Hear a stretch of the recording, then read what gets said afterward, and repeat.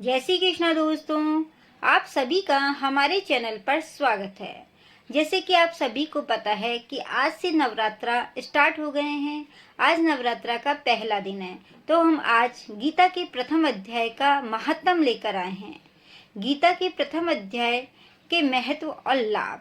गीता में भगवान श्री कृष्ण ने रणभूमि में अर्जुन को जो ज्ञान दिया था वह गीता में बताया गया है। गीता में कुल 18 अध्याय हैं। उन सभी का अपना अलग अलग महत्व है। आइए जानते हैं गीता के पहले अध्याय का महत्व क्या है। श्री गीता उपनिषदों का सार है। महाभारत युद्ध के समय रणभूमि में भगवान श्री कृष्ण ने अर्जुन को जो ज्ञान दिया था वह गीता में बताया गया है। गीता में कुछ ऐसी बहुत सी बातें हैं जो मनुष्य को जीवन की कई कठिनाइयों का सामना करने में आसान बनाती है। इतना ही नहीं, गीता पढ़ने पर मनुष्य को बहुत सी नई जानकारियां भी मिलती हैं। साथ ही हर अध्याय के नियमित पाठ का अपना लाभ और महत्व है। भगवान शिव ने देवी पार्वती को गीता के पहले अध्याय के पाठ का महत्व जो बताया है वही यहाँ आपके लिए प्रस्तुत है। लेकिन गीता के पहले अध्याय के महत्व को जानने से पहले जान लीजिए श्रीमद् भगवत गीता के प्रथम अध्याय की खास बातें। गीता के पहले अध्याय का नाम अर्जुन विषाद है।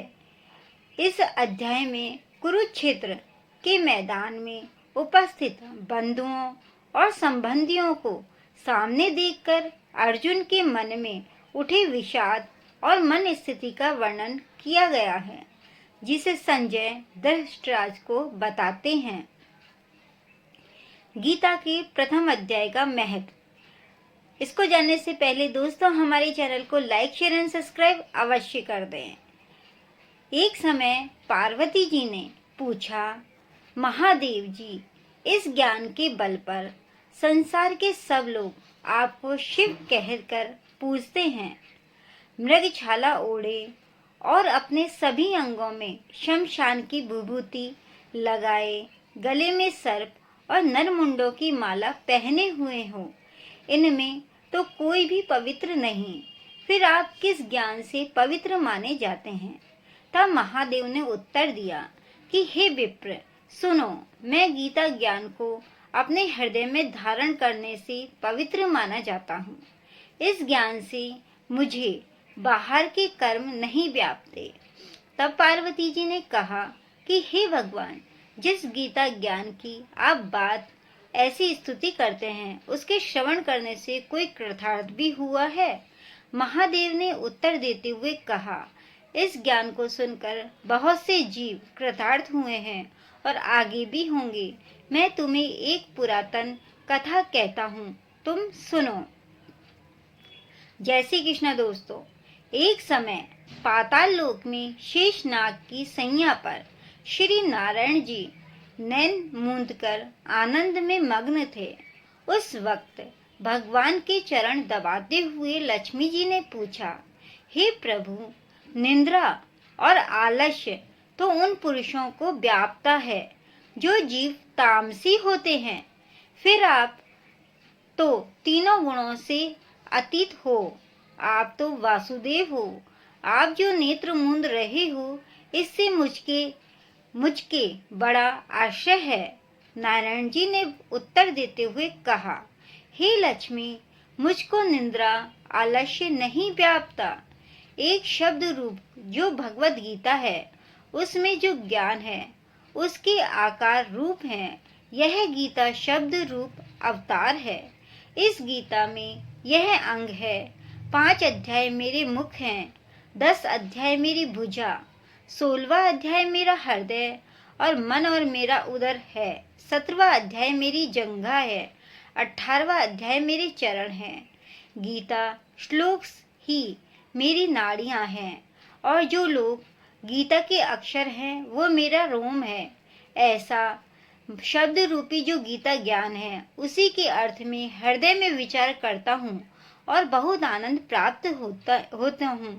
लक्ष्मी जी बोले, श्री नारायण जी, जब श्री गीता जी का इतना ज्ञान है तो उसको सुनकर कोई जीव कृतार्थ भी हुआ है, सो मुझसे कहो। तब श्री नारायण ने कहा, हे लक्ष्मी, गीता ज्ञान को सुनकर बहुत से जीव कृतार्थ हुए हैं, सो तुम श्रवण करो।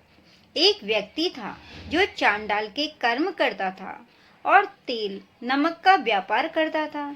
उसने एक बकरी पाली।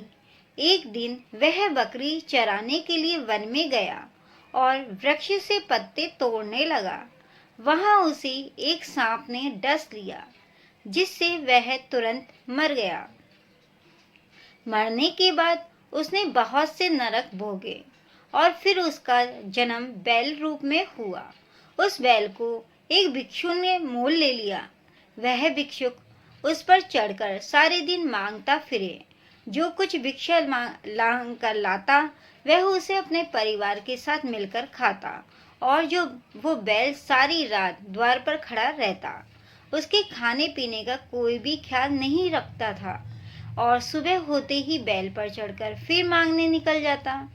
जब बहुत दिन हो गए तो वह बैल भूख से गिर गया, लेकिन उसके प्राण नहीं निकले। नगर के लोगों ने देखा और उस बैल को कोई तीर्थ का फल दे तो कोई व्रत का फल दे, तब भी उस बैल के प्राण नहीं छूटे। एक दिन गणिका आई। उसने लोगों से पूछा, यह कैसी भीड़ है? तो उन्होंने कहा कि इसके प्राण नहीं निकले, अनेक पुण्यों का फल दे रहे हैं तो भी इसकी मुक्ति नहीं होती। तब गणिका ने कहा कि मैंने जो कर्म किया है उसका फल मैंने इस बैल को दिया है। इतना कहते ही बैल की मुक्ति हो गई। तब बैल ने उस ब्राह्मण के घर जन्म लिया। पिता ने उसका नाम सुशर्मा रखा। उसके पिता ने उसे पढ़ाया लिखाया। उसको अपने पिछले जन्म की सुध थी। उसने एक दिन मन में विचार किया, जिस गणिका ने मुझे बैल की योनि से छुड़ाया था उसका दर्शन करूं। विप्र चलते चलते गणिका के घर गया और कहा, आप मुझे पहचानती हैं? गणिका ने कहा, मैं नहीं पहचानती, तुम कौन हो? तब उसने कहा कि मैं वही बैल हूँ जिसको आपने अपने पुण्य दिए थे। तब मैं बैल की योनि से छूटा था। अब मैं विप्र के घर जन्म लिया है। आप अपना पुण्य बताएं। गणिका ने कहा कि मैंने अपने जाने पुण्य नहीं किया, परंतु मेरे घर एक तोता है। वह रोज सवेरे कुछ पढ़ता है। मैं उसका वाक्य सुनती हूँ। उस पुण्य का फल मैंने तुम्हें दे दिया। तब विप्र ने तोते से पूछा कि तू सवेरे क्या पढ़ता है? तोते ने कहा, मैं पिछले जन्म में विप्र का पुत्र था। मेरे पिता ने मुझे गीता के पहले अध्याय का पाठ सुनाया करता था। एक दिन मैंने गुरु से कहा कि मुझको आपने क्या पढ़ाया है? तब गुरुजी ने मुझे शाप दिया कि तू तोता बन जा। इसके बाद मैं तोता बन गया। एक दिन बहेलिया मुझे पकड़कर ले गया और एक विप्र ने मुझे मोल ले लिया। वह विप्र भी अपने पुत्र को गीता का पाठ सिखाता था। तब मैंने भी यह पाठ सीख लिया।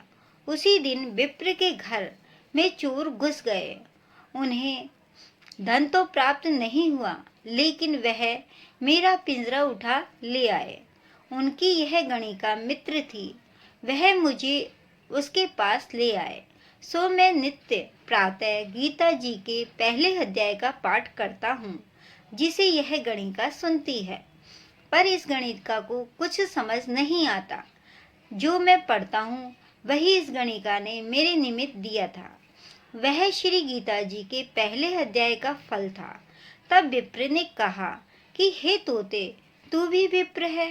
मेरे आशीर्वाद से तेरा कल्याण हो। सो हे लक्ष्मी। विप्र के इतना कहते ही वह तोता भी मुक्त को प्राप्त हो गया। तब गणिका ने बुरे कर्म छोड़ भले कर्म ग्रहण किए और नित्य स्नान करके श्री गीता जी के प्रथम अध्याय का पाठ करना शुरू कर दिया, जिससे उसकी भी गति हो गई। जय श्री कृष्ण दोस्तों, यह था गीता जी के प्रथम अध्याय का महत्व और लाभ आप भी पढ़ें और दूसरों को भी सुनाएं। जय श्री कृष्णा दोस्तों।